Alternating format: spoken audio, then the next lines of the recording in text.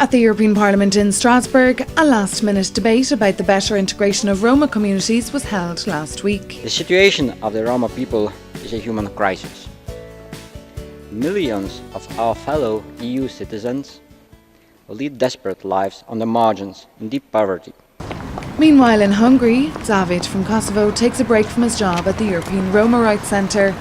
Since gaining refugee status in 2003 and picking up Hungarian, the Balkan Egyptian lives and works in Budapest. But despite this, he still has to always watch his back. No, at night, from my work, I take public transport, metro going home, but always stand, make sure that nobody's behind me. But if I have to come in evening to meet friends or any meetings late in evening, I always come with my car. I never take public transport just because I don't feel safe. In the European Parliament, people like David are referred to as Roma. No distinction is made between Roma, Ascali or Egyptian communities. For many, they're all gypsies and they're a potential threat to security. Sadly, there are gangmasters within the Roma community who force children to work as everything, such as pickpockets and prostitutes. There are in fact cases known where entire villages virtually have moved from Romania to Berlin. There is a considerable problem. In 2003, when I came here, I felt like I again got the freedom of movement, feel free as anyone, any other person in the country. But after a big change and different developments in Hungary, from last 3 years I can say that I always watch my back because I'm afraid that somebody might attack me just because I have different skin of color and I look different from the majority. So I don't feel any more safe, but I hope I will not be pushed to seek refugee status in other countries as well, again.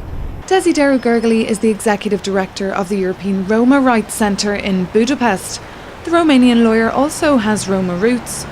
He believes anti-Roma sentiment is instilled in the European psyche and will take decades to change. It is a very difficult process because I think it has to do with the fact that it's embedded into the mental of the societies we are living in for centuries, effectively.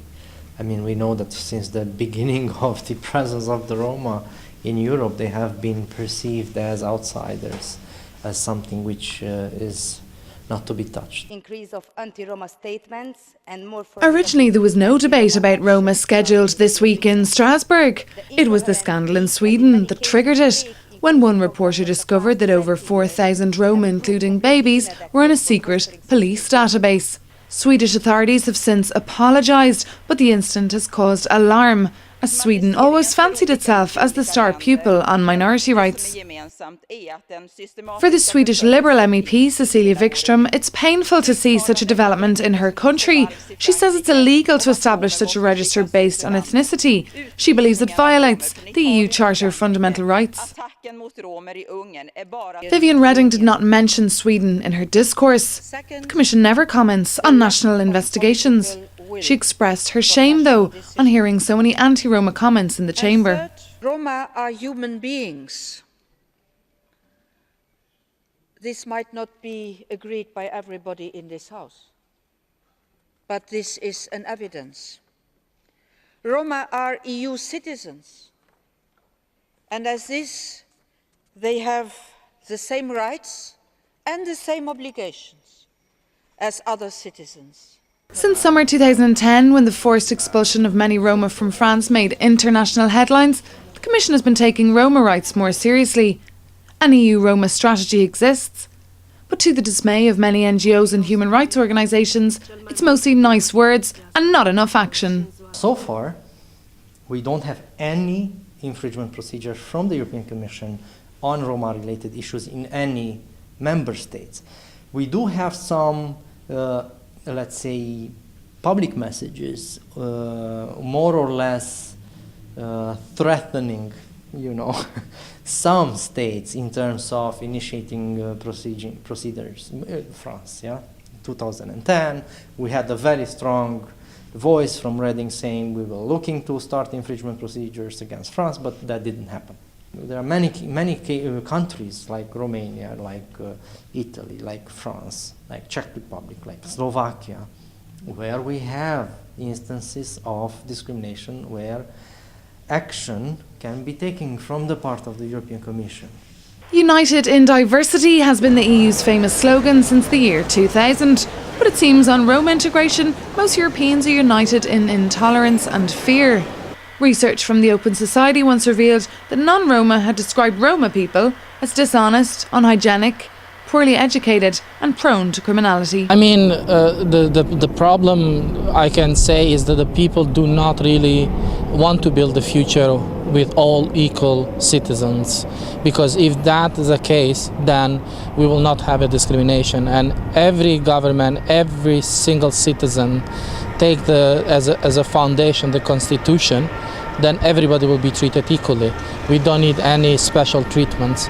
And I think people are in a way tired, because in a country where there is a big rise of discrimination and hatred, is that the government really do not do enough for a majority, and majority do not find any other way to express unhappiness. They try to discriminate others.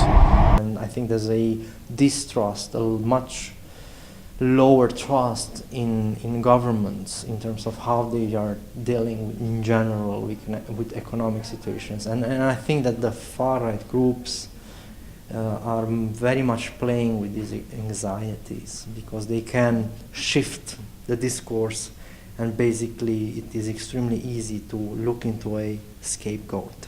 Now the scapegoat, the easiest, is the Roma. And the linkage with the threat to public order, threat to security, threat to values.